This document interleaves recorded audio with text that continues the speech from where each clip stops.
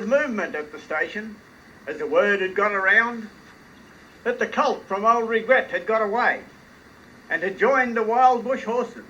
He was worth £1,000, and all the cracks had gathered to the fray. All the tried and noted horsemen from the stations near and far had mustered at the homestead overnight, for the stockmen love hard riding where the wild bush horses are, and the stock horse snuffs the battle with delight. And there was Harrison, who made his pile when Pardon won the cup, the old man with hair as white as snow. But few could ride beside him when his blood was fairly up. He would go wherever man and horse would go. And Clancy from the Overflow came down to lend a hand. No finer horseman ever held the reins. Whenever a horse could throw him, while the saddle girths would stand, he learned to ride while droving on the plains.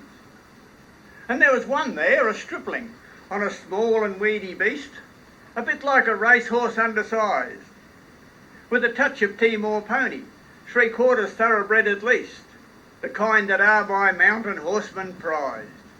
He was hard and tough and wiry, just the sort that won't say die. There was courage in his quick, impatient tread, and he bore the badge of gameness in his bright and fiery eye, and the proud and lofty carriage of his head. But still so small and weedy, one would doubt his power to stay. And the old man said, "That horse will never do. For a long and tiring gallop, lad, you'd better stay away. Those hills are far too rough for such as you." So he waited, sad and wistful.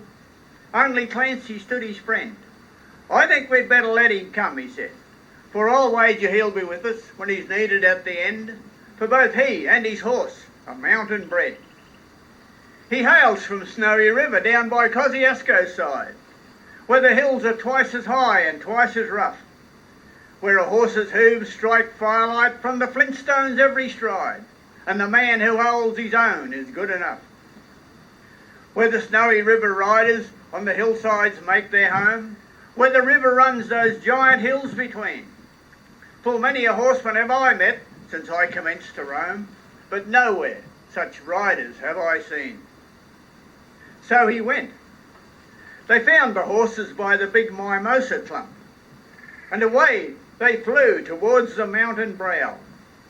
And the old man gave his orders, "Boys, go at them from the jump. No need to try for fancy riding now. And Clancy, you must wheel them. Try and wheel them to the right. Ride boldly, lad, and never fear the spills. For never once was a rider could keep that mob in sight once they reached the shelter of those hills." And Clancy rode to wheel them. He was riding on the wing where the best and boldest riders take their place.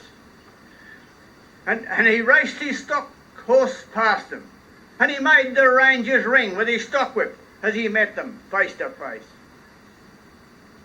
But they paused for just a moment while he swung the dreaded lash. But then they saw their well-loved mountain full in view, and they charged beneath the stockwhip with a sharp and sudden dash, and away towards the mountain top they flew. And the riders quickly followed, though the gorges deep and black resounded to the thunder of their tread.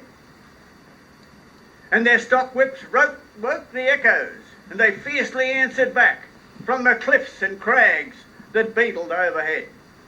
And upward, ever upward, the wild horses held their way, where mountain ash and Currajong grew wide. And the old man muttered fiercely, "We may bid the mob good day. No man can hold them down the other side."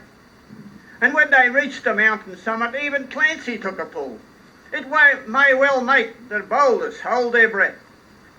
For the hopwood scrub grew thickly, and the ground was full of wombat holes, and any slip was death. But the man from Snowy River let the pony have his head. He swung his stockwhip round and gave a cheer, and he raced him down the mountain like a torrent down its bed, as the other stood and watched in very fear. He sent the flintstones flying, but the pony kept his feet. He cleared the falling saplings in his stride, and the man from Snowy River never shifted in his seat. It was grand to see that mountain horseman ride. through the stringy barks and saplings, over the rough and broken ground, down the mountain at a racing pace he went, and he never drew the reins till he landed safe and sound at the bottom of that terrible descent. And he was right amongst the horses when they climbed the further hill, and the watchers on the hillside standing mute saw him ply the stockwhip fiercely. He was right amongst them still, as he raced across the clearing in pursuit. Then they lost him for a moment where two mountain gullies meet in the ranges, and a further glimpse reveals on a dim and distant hillside the wild horses racing yet with the man from Snowy River on their heels. And he raced them single-handed till their sides were flecked with foam. He followed like a bloodhound on their track till they halted, cowed and beaten, and he turned their heads for home, and alone and unassisted brought them back. But the sturdy mountain pony, he could scarcely raise a trot. He was blood from hip to shoulder from the spur. But his pluck was still undaunted, and his courage fiery hot, for never once was a mountain horse a cur.